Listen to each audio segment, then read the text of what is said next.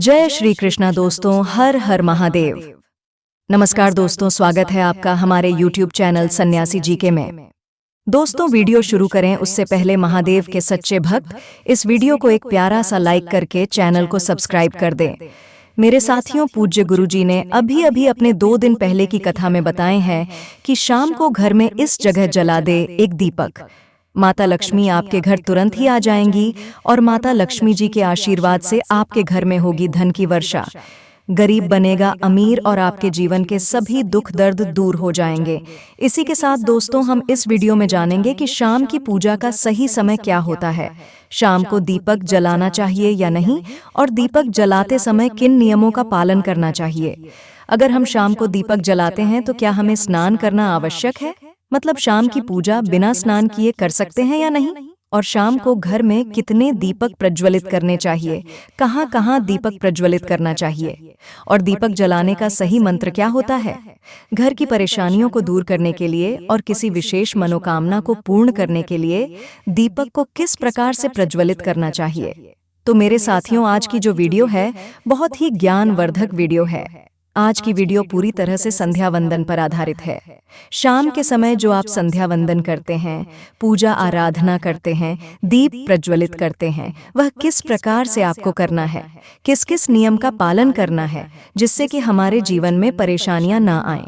तो दोस्तों, सबसे पहले हम आपको यह बताएंगे कि संध्या दीपक प्रज्वलित करने से पहले, मतलब शाम को पूजा करने से पहले क्या स्नान करना आवश्यक है। तो देखिए दोस्तों, शास्त्रों के अनुसार पूजा में शुद्धता आवश्यक होती है। तो जब हम सुबह पूजा करते हैं तब तो स्नान करना अत्यंत आवश्यक होता है, और सुबह बिना स्नान की पूजा नहीं करना चाहिए। लेकिन शाम की पूजा आप हाथ पांव धोकर भी कर सकते हैं। जरूरी नहीं है कि आप स्नान करें, आप चाहे तो वस्त्र भी बदल सकते हैं, या फिर आप सिर्फ हाथ पांव धोकर कुल्ला करके भी पूजा कर सकते हैं। जैसे कि आपको शाम के समय पूजा करनी है तो दिन में भी आप शुद्धता का ध्यान रखें। जैसे कि आप जब भी टॉयलेट जाते हैं, बाथरूम जाते हैं, तब उस समय शुद्धिकरण जरूर करना चाहिए। तो अगर आप दिन भर शुद्धिकरण का ध्यान रखते हैं तो शाम के समय बिना स्नान किए भी सिर्फ हाथ मुंह धोकर भी पूजा कर सकते हैं, और चाहे तो स्नान भी कर सकते हैं। और जो अगला प्रश्न है, वह एक भक्त ने मुझसे कमेंट करके पूछे थे कि शाम की पूजा में दीपक किस समय जलाना चाहिए। तो देखिए, शाम को जो पूजा का समय होता है वह गोधूली बेला का समय होता है, प्रदोष काल का समय होता है। मतलब जिस समय सूर्य अस्त हो रहे होते हैं उस समय हमारे घर में दीपक प्रज्वलित हो जाना चाहिए। अब जैसे कि आप लोगों के प्रश्न आते हैं कि कितने बजे दीपक जलाना चाहिए, तो इसमें कोई सटीक टाइम नहीं है, क्योंकि सूर्यास्त का समय हर मौसम में अलग अलग होता है। इसीलिए एक सही समय बताना ठीक नहीं है। इसलिए संध्या काल का ध्यान रखिए। जब संध्या काल का समय होता है, मतलब जब सूर्यास्त हो रहा होता है, उस समय आप अपने घर में दीपक प्रज्वलित कर दीजिए। और चलिए अब बात करते हैं कि प्रतिदिन कितने दीपक आपको अपने घर में प्रज्वलित करनी चाहिए। तो देखिए, शास्त्रों के अनुसार संध्या काल में प्रतिदिन अपने घर के मुख्य द्वार पर एक दीपक जरूर जलाना चाहिए।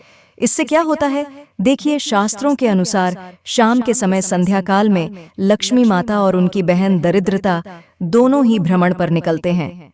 तो जिस घर के मुख्य द्वार पर दीपक प्रज्वलित होता है उस घर में मां लक्ष्मी प्रवेश कर जाती है, और जिस घर के मुख्य द्वार पर दीपक नहीं जल रहा होता है उस घर में दरिद्रता प्रवेश कर जाती है।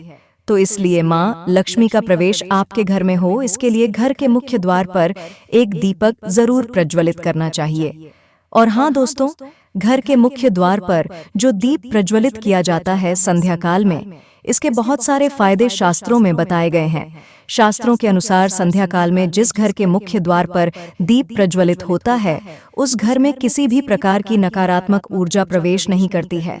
कोई भी वास्तु दोष आपके घर में हो तो अगर आप मुख्य द्वार पर दीप प्रज्वलित करते हैं तो समस्त प्रकार के वास्तु दोष से मुक्ति मिल जाती। और अगर आपके घर में पितृदोष है जिसकी वजह से परेशानियां आपके घर में बनी हुई हैं, तो घर के मुख्य द्वार पर जो हम दीप प्रज्वलित करते हैं, इससे घर का पितृदोष भी समाप्त हो जाता है। और इसके अलावा घर में किसी भी प्रकार की अशांति रहती हो, या फिर आपके घर में बीमारियां बहुत रहती हैं, कलह क्लेश रहता है, आर्थिक तंगी रहती है, तो घर के मुख्य द्वार पर हम दीप प्रज्वलित करते हैं तो समस्त प्रकार की परेशानियों से, दुखों से आपको मुक्ति मिल जाती है। इसलिए घर के मुख्य द्वार पर एक दीप प्रज्वलित करना अत्यंत आवश्यक होता है। तो शास्त्रों के अनुसार घर के मुख्य द्वार पर एक दीपक अवश्य ही जलाना चाहिए। और अब बात करें दूसरे दीपक की, तो दूसरा दीपक आपको अपने घर की तुलसी के पास प्रज्वलित करना चाहिए। शास्त्रों के अनुसार अगर शाम के समय संध्या काल में तुलसी की जड़ के पास अंधेरा रहता है तो ऐसे घर में दरिद्रता का स्थायी वास बन जाता है। और जिन घरों में शाम के समय तुलसी के पास दीप प्रज्वलित किया जाता है तो ऐसे घर में स्थिर लक्ष्मी का वास होता है। श्री हरि विष्णु सहित माँ लक्ष्मी ऐसे घरों में वास करती है। तो प्रयास करना चाहिए कि शाम के समय तुलसी के पास एक दीपक अवश्य प्रज्वलित करें। तो अब बात करें अगले दीपक की, तो शाम के समय अपने घर के ईशान कोण में, मतलब जहां पर भी आपने अपने घर का मंदिर बनाया हुआ है, उस स्थान पर घर के मंदिर में एक दीपक अवश्य प्रज्वलित कीजिए। 2-3 दीपक आपको प्रतिदिन जरूर प्रज्वलित करने चाहिए। और अगर आप तीनों दीपक प्रतिदिन प्रज्वलित करते हैं तो विश्वास रखिए आपके घर की बहुत सारी परेशानियां और दुख दर्द समाप्त हो जाते हैं। दोस्तों, अब बात करते हैं अगले प्रश्न के बारे में, जो आप लोगों के हमेशा प्रश्न आते हैं कि दीपक किस चीज से प्रज्वलित करना चाहिए, सरसों के तेल का या फिर तिल के तेल का या फिर शुद्ध घी का। तो देखिए दोस्तों, शास्त्रों के अनुसार सरसों के तेल का दीपक हर जगह प्रज्वलित नहीं करना चाहिए। सरसों का तेल करवा तेल कहा जाता है। इस तेल को हम प्रज्वलित करते हैं शनिदेव के लिए। शनिदेव को निमित्त अगर आप दीप दान करते हैं शनिवार के दिन, तो आपको सरसों तेल का दीपक प्रज्वलित करना चाहिए। और आप चाहे तो जैसे कि पीपल का वृक्ष होता है वहां पर भी सरसों के तेल का दीप प्रज्वलित कर सकते हैं, या फिर भैरव देवता होते हैं उनके लिए भी सरसों के तेल का दीपक प्रज्वलित किया जाता है। इसके अलावा कहीं पर भी सरसों के तेल का दीप प्रज्वलित नहीं करना चाहिए। शास्त्रों के अनुसार घर में ज्योति प्रज्वलित किया जाता है या किसी भी देवता के निमित्त जो हम दीप प्रज्वलित करते हैं उसमें गाय का घी डालकर ही प्रज्वलित करना चाहिए। अब देखिए, ऐसे समय में जबकि गाय का शुद्ध घी नहीं मिल पाता है तब हमें क्या करना चाहिए? तब आपको गाय के घी के नाम पर जो भी मिल जाता है या फिर शुद्ध घी मिल जाता है उसका प्रयोग कर सकते हैं, या फिर आप चाहे तो तिल के तेल का दीप प्रज्वलित कर सकते हैं। तो प्रतिदिन जो आप दीपक प्रज्वलित करते हैं अपने घर में, चाहे आप घर के मुख्य द्वार पर प्रज्वलित करें या फिर तुलसी के पास प्रज्वलित करते हैं या फिर घर के ईशान कोण में प्रज्वलित करते हैं, तो सभी दीपक आप तिल तेल या शुद्ध घी से प्रज्वलित करें।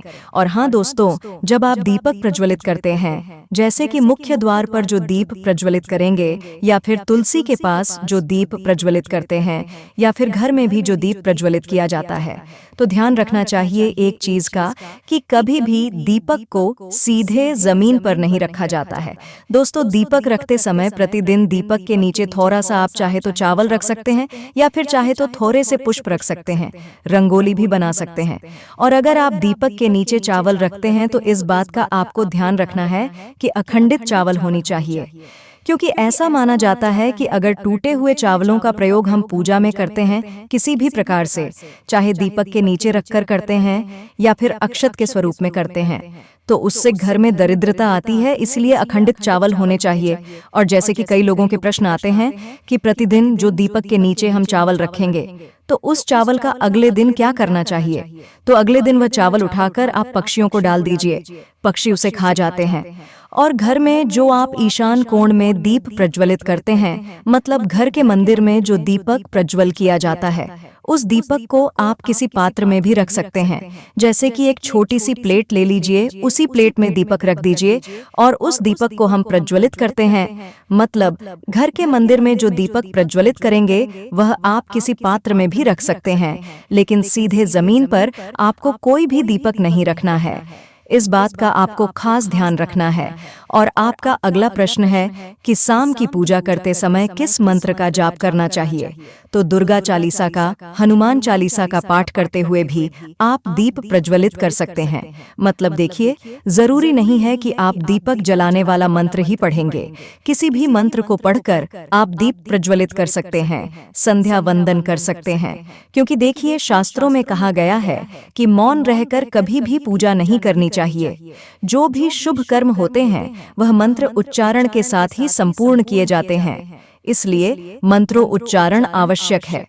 कोई भी मंत्र जपते हुए आप पूजा कर सकते हैं, संध्या वंदन कर सकते हैं, लेकिन दीपक जलाने का जो शास्त्रों के अनुसार मंत्र है वो है शुभम करोति कल्याणम आरोग्यम धन संपदा शत्रु बुद्धि विनाशाय दीपम ज्योति नमोस्तुते तंत तद। इस मंत्र का जाप दीपक प्रज्वलित करते समय किया जाता है, जिससे कि सभी प्रकार के पापों से मुक्ति मिल जाती है और दीप देवता जो होते हैं वह हमारे जीवन में प्रकाश करते हैं।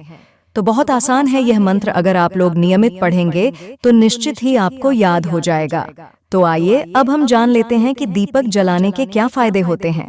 नंबर पहला है कि घर के मुख्य द्वार पर दीपक जलाने से सकारात्मकता का वास होता है।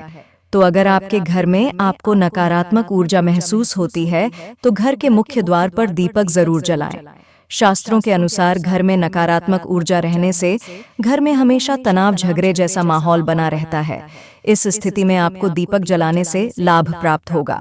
नंबर दूसरा, अगर आपके घर में कोई ना कोई सदस्य हमेशा बीमार रहता हो, धन आवक से ज्यादा खर्चा बढ़ रहा है और आर्थिक स्थिति खराब पड़ी है, तो अपने घर के मुख्य दरवाजे पर दीपक जरूर जलाएं।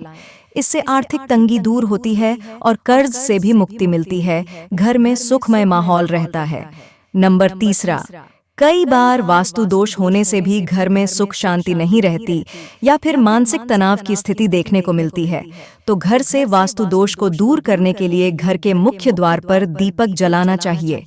मेरे साथियों, आपको यह वीडियो कैसा लगा हमें कमेंट में ज़रूर बताएं। और अगर आप माता लक्ष्मी के सच्चे भक्त हैं, आप माता लक्ष्मी का प्रेम, प्यार, आशीर्वाद पाना चाहते हैं और चाहते हैं कि माता लक्ष्मी का आपके घर में वास हो और आप माता लक्ष्मी को प्रसन्न करना चाहते हैं, तो जल्दी से चैनल को सब्सक्राइब करके कमेंट बॉक्स में जय मां लक्ष्मी जरूर लिखें। हर हर महादेव दोस्तों, धन्यवाद।